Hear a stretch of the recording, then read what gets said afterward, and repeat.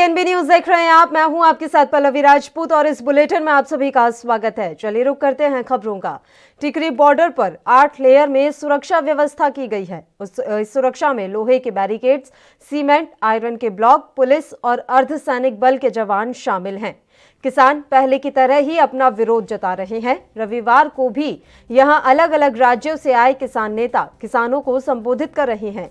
इस बीच हरियाणा और पंजाब से कई जत्था किसानों का बॉर्डर पर पहुंचा। हरियाणा से दलाल खाप और सांगवान खाप से काफी तादाद में लोगों ने पहुंचकर किसानों का समर्थन किया।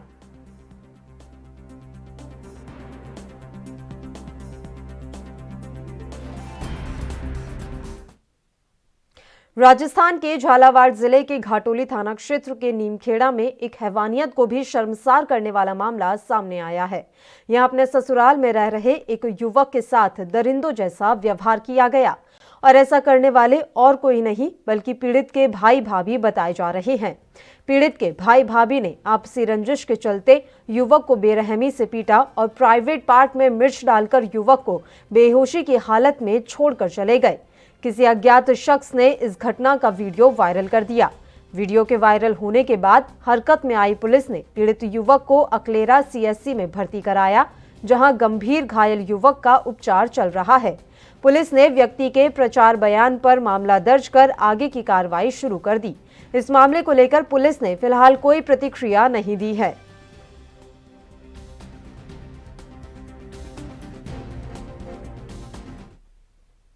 बीजेपी के राज्यसभा सांसद राकेश सिन्हा को फोन पर जान से मारने की धमकी देने वाले आरोपी को पुलिस ने मायापुरी से गिरफ्तार कर लिया है। शुरुआती पूछताछ में आरोपी ने शराब के नशे में फोन पर मैसेज करने की बात कही है। पुलिस आरोपी से पूछताछ कर छानबीन में जुटी है। पुलिस अधिकारियों के मुताबिक राकेश सिन्हा ने फोन के जरिए पुलिस को शिकायत कर बताया कि उन्हें फोन पर मैसेज भेजकर जान से मारने की धमकी दी गई है। शनिवार रात करीब 10 बजे उनके पास मैसेज आया। शिकायत पर पुलिस ने जांच शुरू की। फोन की जांच के दौरान पता चला कि उस फोन का इस्तेमाल करने वाला मायापुरी इलाके में रहता है।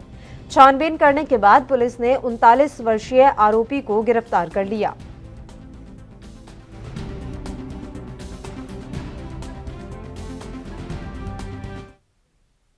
कांग्रेस नेता राहुल गांधी ने केंद्रीय बजट 2021 पर निराशा जताई है। राहुल गांधी ने कहा है कि इस बजट में गरीबों के लिए कुछ नहीं है। उन्होंने कहा कि गरीबों के हाथों में नकदी की बात तो भूल ही जाइए। नरेंद्र मोदी सरकार अपने पूंजीपति दोस्तों के हाथ में देश की संपत्ति सौंपने की योजना बना रही है।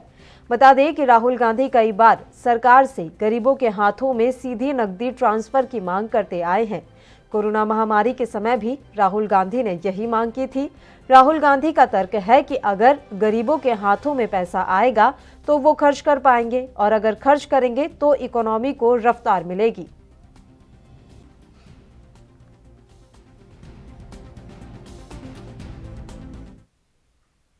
वहीं शिवसेना नेता संजय राउत ने बजट को लेकर कहा कि जब महाराष्ट्र को देने की बारी आती है तो सभी अपना हाथ उठा लेते हैं।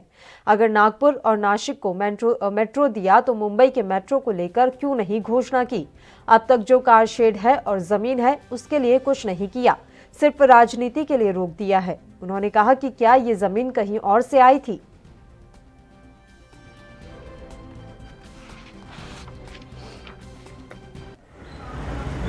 तो महाराष्ट्र के हाथ कुछ नहीं रखता, खाली हाथ।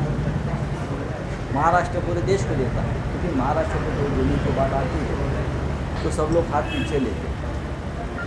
इस बजट में भी मैंने देखा है कि महाराष्ट्र के लिए कुछ नहीं है। आप लोग बोल रहे हैं कि 2 शहरों को क्या नागपुर और नासिक को मेट्रो दे रहे, तो उसमें क्या हमें मेट्रो देंगे? तो बहुत बड़ी मेहरबानी की है क्या? नागपुर में तो मेट्रो की शुरुआत हो रही है। नासिक की ज़रूरत क्या है देखनी पड़ेगी, लेकिन मुंबई की जो मेट्रो है, जो आपने बिना वजह राजनीतिक कारणों से रोक ली है। इस साल का बजट पेश हो चुका है। इसको लेकर जनता की क्या उम्मीदें थी और जनता की बजट को लेकर क्या राय है, इस पर हमारे दिल्ली से संवाददाता ने जनता से खास बातचीत की। देखिए ये रिपोर्ट। आज 2021-22 का जो बजट पेश किया गया निर्मला सीतारमण जी के द्वारा, कि वो कहीं ना कहीं बजट जो था वो आम बजट था, और आम बजट से कहीं ना कहीं जनता को कुछ उम्मीदें थी। क्या वो जनता को जो उम्मीदें थी क्या वो पूरी हुई? मगर हम जनता के बीच में ही हैं, यानी कि इंदर लोक इलाके के अंदर, वहाँ पर जानने की कोशिश करेंगे क्या जो कहते हैं निर्मला सीतारमण जी ने बजट पेश किया। कहा जा रहा था कि ये बजट आम बजट है और जनता को कहीं ना कहीं इस बजट से फ़ायदा होगा, मगर देखने की कोशिश करेंगे वो जनता के बीच में क्या उस बजट से कितना फ़ायदा हुआ है और कितना नुकसान हुआ है। क्या जो सरकार कह रही है कि बजट से बहुत फ़ायदा हुआ है, क्योंकि कोरोना काल भी देखा सबने और आप बजट भी देखा, हम जानने की कोशिश करेंगे कि बजट से कितना फ़ायदा हुआ है। सर अपना नाम बताइए। मेरा मोहम्मद नदीम नाम है जी। सर ये बताइए कि बजट से कितना फ़ायदा है आपको? क्या लगता है कि बजट जो आया है वो सही है या गलत है? भाई साहब, बजट से तो हमें कोई दिक्कत नहीं है। हमें दिक्कत तो ये है कि ये जो बॉर्डर पे जो लोग हैं ना, ये परेशान कर रहे हैं। 2 महीने से कारोबार बंद हैं।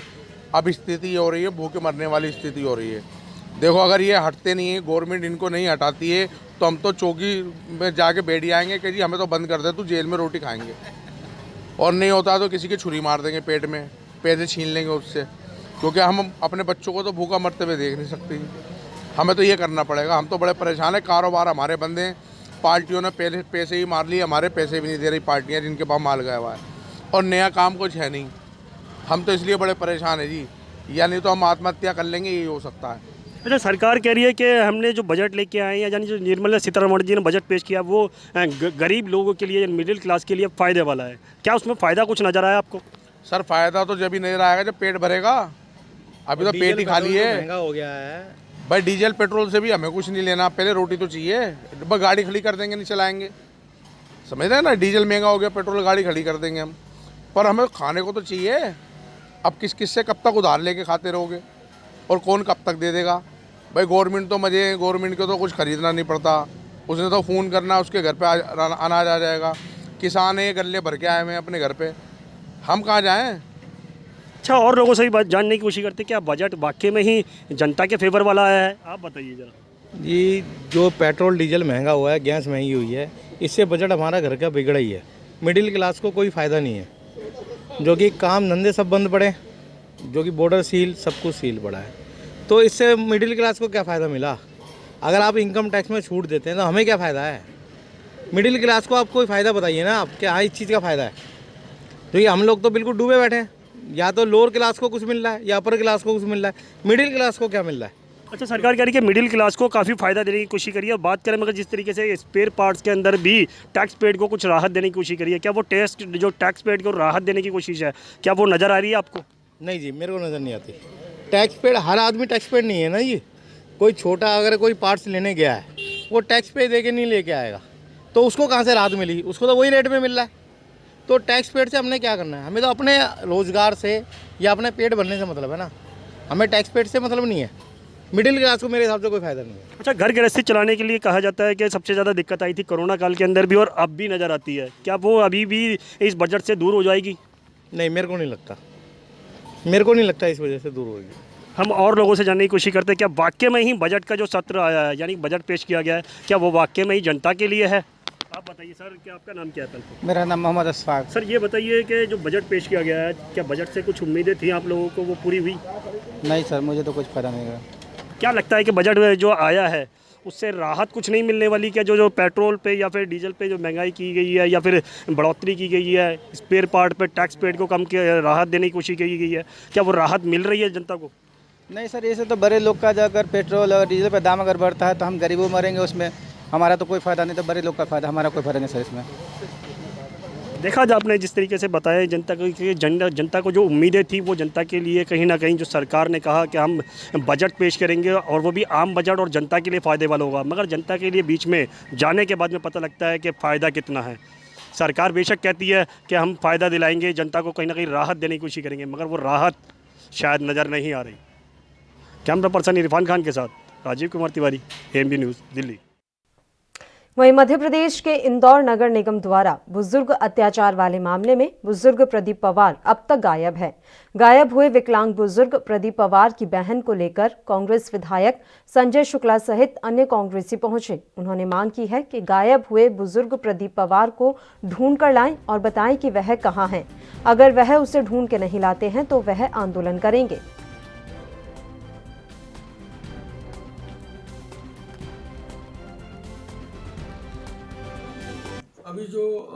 पिछले दिनों एक मामला हुआ था जिसमें रैन बसेरा के कर्मचारियों ने कुछ रास्ते पर भीख मांगने वाले लोगों को शिफ्ट किया था। उस संबंध में वो एक ज्ञापन देने आए थे और उनका आरोप ये था कि नगर निगम ने 12 लोगों को उठाया, 3 मिल रहे हैं, 9 नहीं मिल रहे हैं। तो उस संबंध में मुझे आयुक्त महोदय का निर्देश हुए थे कि विधायक जी आ रहे हैं, आप जाके ज्ञापन ले लीजिए। उसी संदर्भ में मैं उनसे गया था, चर्चा की है मैंने। और इस मामले में जो है माननीय आयुक्त महोदय द्वारा जांच गठित की गई, जांच हो रही है, जांच कराई जा रही है। अभय राजनगांवकर जो अपर आयुक्त है रैन बसेरा के, उसकी जांच कर रहे हैं। जो भी जांच के परिणाम सामने आएंगे उससे उस तरह से आगे कार्रवाई की जाएगी। 23 तारीख को डाले, 23/10। 23 क्या तारीख नाम है उनका, क्या है? प्रदीप सिंह पंवार। और वो जब गया था, जब गुम हुए थे वो 19/10/2020 को रिपोर्ट लिखी थी। हाँ, और 23 तारीख को मैंने लिखी थी? सदर बाजार थाने पर लिखाई थी।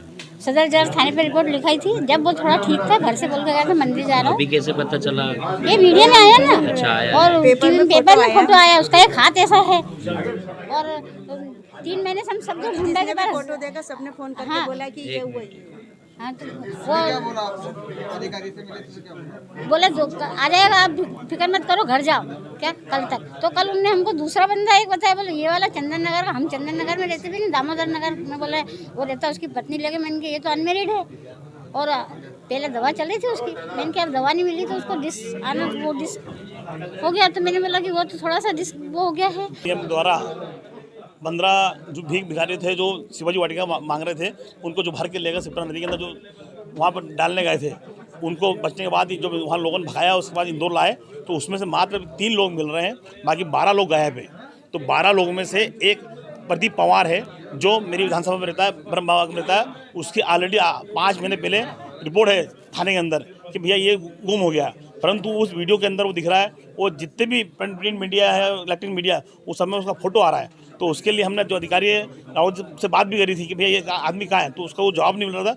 तो उसके लिए आज हम उनके परिवार के लोग और वो क्षेत्र की सभी महिलाएं वो आज यहाँ आई थी कि भैया ये प्रदीप पंवार है, फोटो के अंदर भी दिख रहा है और प्रिंट मीडिया में भी दिख रहा है और वीडियो में भी दिख रहा है। परंतु हमने जो रैन बसेरा में ढूंढा कि कहीं नहीं मिल रहा है।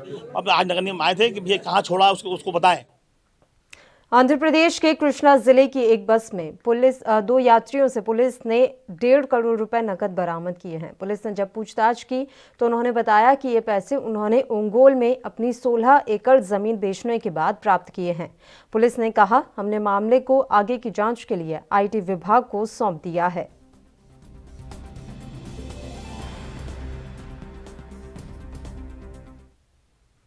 उत्तर प्रदेश के अमरोहा के गजरोला थाने में तैनात महिला सिपाही मेघा को अमरोहा के ही आदमपुर थाने में तैनात सिपाही मनोज कुमार ने मामूली कहासुनी के बाद साथ लाए तमंचे से गोली मार दी। मेघा को गोली मारने के बाद मनोज ने खुद को भी गोली मार ली। थाना परिसर में ही 2 पुलिसकर्मियों के गोली लगने के बाद हड़कंप मच गया। तुरंत ही थाने में तैनात अन्य पुलिसकर्मी मेघा और मनोज को अमरोहा के जिला अस्पताल ले गए, जहां डॉक्टर्स ने दोनों को ही गंभीर हालत को देखते हुए मुरादाबाद के साईं अस्पताल रेफर कर दिया, जहां देर रात मेघा की इलाज के दौरान मौत हो गई। वहीं मनोज की हालत अभी भी गंभीर बनी हुई है। अमरोहा के क्षेत्र अधिकारी विजय राणा ने बताया कि अभी तक यह नहीं पता लगा है कि मनोज ने मेघा को किस कारण गोली मारी। यह जांच का विषय है। फिलहाल मेघा के शव को पोस्टमार्टम के लिए भेजा जा रहा है। सीओ के मुताबिक मनोज की हालत अब भी चिंताजनक है। अभी दोनों में से किसकी डेथ हुई है सर? इसमें एक महिला आरक्षी यहाँ हमारे यहाँ तैनात थी गजरोला थाने में। आज एक दुखद घटना हुई जिसमें उनको गोली लगने के बाद अभी यहाँ सारे हॉस्पिटल में उनकी थोड़ी देर पहले मृत्यु हो गई है। अग्रिम कार्रवाई करा रहे हैं। तो दूसरे उनकी हालत कैसी है सर? अभी उनकी स्टेबल है। बुलेटिन में खबरों का सिलसिला लगातार यूं ही जारी रहेगा। एक छोटे से ब्रेक के लिए यहाँ रुक रहे हैं, फौरन हाजिर हूँ।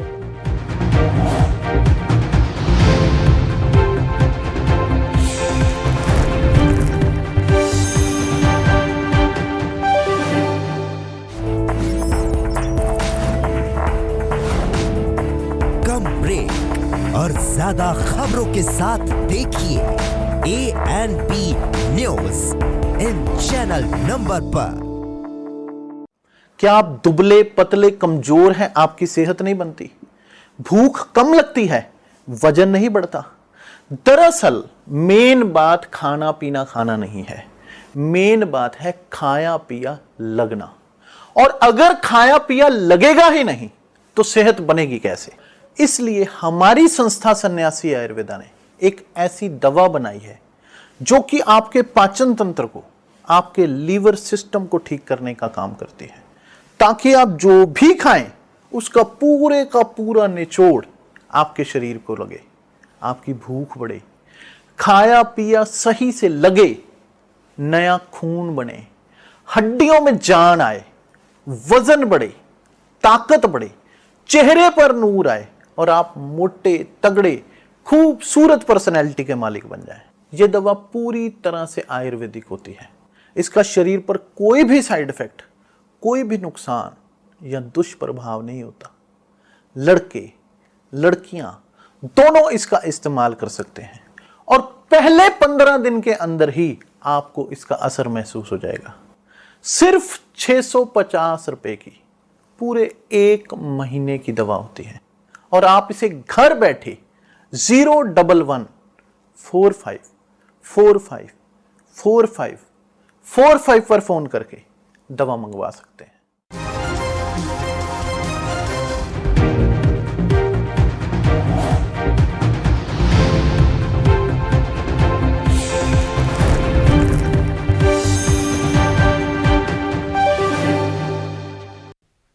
ब्रेक के बाद एक बार फिर से आप सभी का स्वागत है। बढ़ते हैं कुछ और खबरों की ओर। हरियाणा में कोरोना काल के बाद आज कक्षा 6ठी से 8वीं तक के प्राइवेट और सरकारी स्कूलों को खोल दिया गया। फतेहाबाद में भी सरकारी और प्राइवेट स्कूल खुले और कक्षा 6ठी से 8वीं तक के बच्चे स्कूल पहुंचे। हरियाणा शिक्षा विभाग के द्वारा सभी स्कूलों को आदेश दिए गए हैं कि बच्चों से स्वास्थ्य प्रमाण पत्र लेने के बाद उन्हें स्कूल में एंट्री दी जाए। वहीं सरकारी स्कूलों के गेट पर बच्चों की स्क्रीनिंग करने के बाद ही उन्हें स्कूल में एंट्री दी गई। हरियाणा शिक्षा विभाग में सरकारी और प्राइवेट स्कूलों को सोशल डिस्टेंसिंग मेंटेन रखने और स्वास्थ्य विभाग द्वारा जारी की गई कोरोना गाइडलाइन का पूरा पालन करने के आदेश दिए गए हैं। कोरोना काल के बाद आज करीब 10 महीने बाद कक्षा 6ठी से 8वीं तक के बच्चे स्कूल पहुंचे, जबकि इससे पहले कक्षा 9वीं से 12वीं तक के स्कूलों की कक्षाएं लगातार जारी हैं। कक्षा 9वीं से 12वीं तक के विद्यार्थियों के स्कूल कुछ दिन पहले ही खोल दिए गए थे। फतेहाबाद में सरकारी स्कूल के प्रिंसिपल कृष्ण कुमार ने बताया कि आज से कक्षा 6ठी से 8वीं तक के स्कूल खोल दिए गए हैं और विद्यार्थी स्कूल में शिक्षा ग्रहण करने के लिए पहुंच रहे हैं।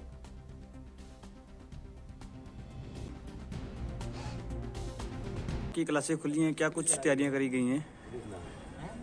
तैयारियां तो वैसे हमारे पहले से ही है, क्योंकि 9 से 12 चल रही क्लासें, तो 6 से 8 के लिए भी आज जो है बच्चे अपने अपने पेरेंट्स से अनुमति लेके हॉस्पिटल से लिखवा के और मास्क लगा के आए हैं।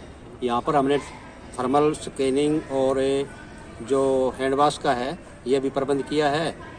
और बच्चों को जो है दूसरी किसी भी तरह से बीमारी अगर कोई संभावना है या किसी को टेम्परेचर है तो उनको हम घर भेज रहे हैं। ऐसा कोई केस आया नहीं है, वैसे अगर आता है तो हम उसको घर भेजेंगे और उसका ट्रीटमेंट के लिए कहेंगे। बाकी जो स्वस्थ बच्चे हैं उनको हम एडमिट कर रहे हैं।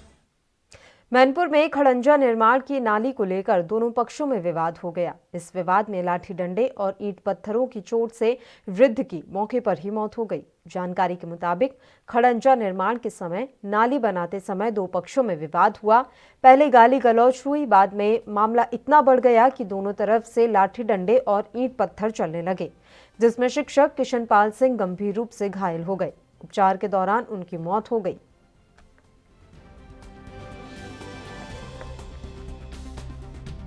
ईंटें मार रही है तो ईंटें मार रही नहीं है दे मास्टर रोटी खाए रहे न रोटी ना खाए पाई। हाँ सब हाथ जोड़े मास्टर के लड़ाई मत करो, ईंटें मत फेंको, अपने बच्चों ने को भीतर को कर रहे हैं, जब मरन ना सके ईंट पे देखो जा रहे हैं। कौन लोग थे? जय पढ़ने करेंगे। क्या नाम था? क्या नाम था? मुरारी, सदानंद और अमित अरविंद। क्या नाम? पिंटू सिंह। क्या है पूरा मामला?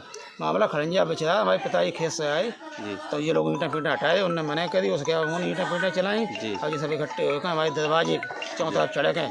ईंट डंडा बंदूकों राइफल जैसे लेकर असल धमकाओ बेरहमी कौन लोग थे? इकट्ठे गए। पंडित लोग थे, क्या नाम था? अरे पप्पू हैं, मदारी हैं, सतानंद हैं, उनके रेखा है, पप्पू रेखा, मदारी रेखा, जी लोग हैं जी। इन लोगों ने इकट्ठे कराए हुए कहें घर पर हमला किया आके हमारे बरामदे में। क्या बजे घटना है? ये 12 से लेके 12:15 बजे जी। का ग्राम सकट बेवर है जी। यहाँ आज लगभग 1 बजे से 1:30 बजे के बीच गांव में खड़ंजा बिछाया जा रहा था जी, जहाँ 2 पक्षों में विवाद हो गया है और इसमें ईंट पत्थर चले, जिससे ये कृष्णपाल सिंह सन ऑफ शिवराम सिंह है, इनकी लगभग 70 वर्ष उम्र है, ये घायल हो गए और इन्हें इलाज के लिए फर्रुखाबाद ले जाया गया जी, जहाँ पे इलाज के दौरान बताया गया कि इनकी मृत्यु हो गई है। मौके पे है, शांति बनी हुई है और जो पुलिस द्वारा सार्थक प्रयास हैं उनकी। हरियाणा के चरखी दादरी में सीएमओ सुदर्शन कुमार ने प्रेस वार्ता कर बताया कि चरखी दादरी को कोरोना से पूर्ण रूप से मुक्ति मिल गई है। कोरोना महामारी के रोकथाम के लिए हरियाणा सरकार के प्रयास सफल होते नजर आ रहे हैं। कोरोना मुक्त होकर चरखी दादरी हरियाणा का दूसरा ऐसा जिला बन गया है जहां कोरोना का एक भी एक्टिव केस नहीं है। सीएमओ सुदर्शन कुमार ने प्रेस वार्ता कर बताया कि जिले में आज कोरोना का कोई भी एक्टिव केस नहीं है। इसके लिए स्वास्थ्य विभाग ने पूरी लगन से काम किया और जिले को कोरोना महामारी से निजात दिलाने में सफलता हासिल की।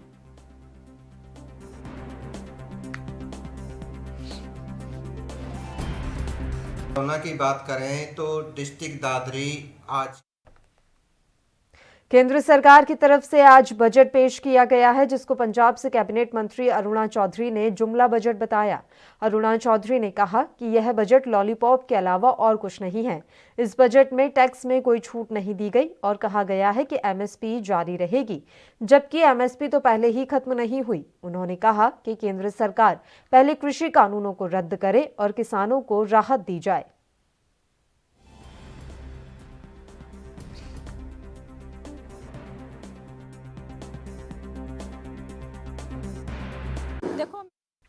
केंद्र सरकार ने देश में आत्मनिर्भर भारत की तरफ किए जा रहे प्रयासों को लेकर इस बार बजट में हर वर्ग और क्षेत्र में विशेष ध्यान दिया है। उक्त बात चित्तौड़गढ़ सांसद सीपी जोशी ने वर्ष 2021-22 के बजट पर अपनी प्रतिक्रिया देते हुए कही और कहा कि केंद्र सरकार ने बजट में चिकित्सा एवं स्वास्थ्य, किसानों, युवाओं, देश के आधारभूत अवसंरचना के लिए भी विशेष ध्यान दिया गया है।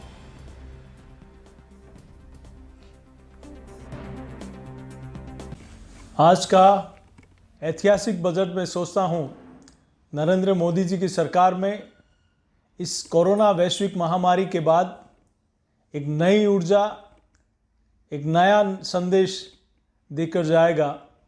चाहे किसानों का मामला हो, चाहे आत्मनिर्भर का विषय हो, चाहे सड़क हो, चाहे रेल हो, चाहे युवा हो, चाहे हर वर्ग के लोगों को इसमें साधने का काम किया गया है। मैं ये सोचता हूं कि पिछले कई वर्षों के बाद इस प्रकार का एक ऐतिहासिक बजट आया है जिसमें एक आत्मनिर्भर भारत की झलक दिखाई देती है। किसानों के लिए विशेष रूप से चाहे ग्रामीण संरचना, आधारभूत संरचना के लिए 33% तक की बढ़ोतरी करना हो, चाहे किसान ऋण के लिए 16.5 लाख करोड़ का बजट का प्रावधान करना हो, और पूर्व में भी हम लोग देखें तो एक नहीं अनेक ऐसे, चाहे किसान सम्मान निधि हो, चाहे सॉइल हेल्थ कार्ड योजना हो, चाहे प्रधानमंत्री सड़क योजना हो, चाहे प्रधानमंत्री सिंचाई योजना हो, चाहे प्रधानमंत्री बूंद बूंद सिंचाई योजना हो। उड़ीसा के कटक बीजू पटनायक चौक के समीप मौजूद सन अस्पताल के 5वें मंजिल में आज अचानक आग लग जाने से अस्पताल परिसर में अफरा तफरी मच गई। आग इतनी भयानक थी कि शहर में 5 किलोमीटर दूरी तक दिखाई गई। अस्पताल में भर्ती मरीजों को तुरंत एम्बुलेंस के जरिए अन्य अस्पतालों में स्थानांतरित कर लिए जाने से किसी मरीज या अस्पताल के कर्मचारी को नुकसान नहीं हुआ है। सूचना मिलते ही दमकल विभाग की 5 गाड़ियां मौके पर पहुंची और आग को नियंत्रित किया गया। कटक के जिलाधीश डीसीपी के साथ तमाम वरिष्ठ अधिकारी मौके पर पहुंचे और स्थिति को नियंत्रित किया।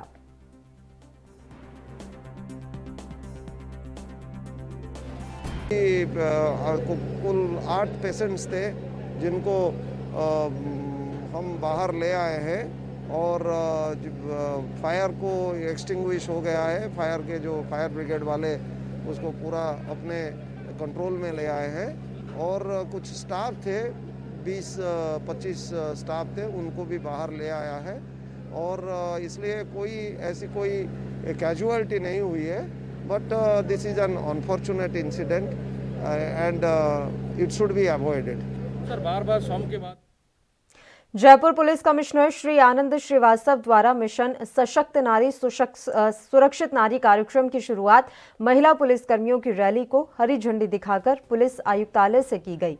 इस मौके पर अतिरिक्त पुलिस आयुक्त प्रथम अजय लांबा और अतिरिक्त पुलिस आयुक्त द्वितीय राहुल प्रकाश, निर्भया स्क्वाड की nodal officer additional DCP Sunita Meena समेत तमाम आला अधिकारी मौजूद रहे। पुलिस कमिश्नर आनंद श्रीवास्तव ने बताया कि बढ़ते महिला अपराध और खासकर महिलाओं से होने वाली छेड़छाड़ की बढ़ती वारदातों को रोकने के लिए ये विशेष अभियान चलाया जाएगा और युवाओं को इस अभियान के तहत जागरूक किया जाएगा। इसके अंतर्गत विभिन्न स्कूल और कॉलेजों में पुलिस द्वारा कार्यक्रम आयोजित किए जाएंगे।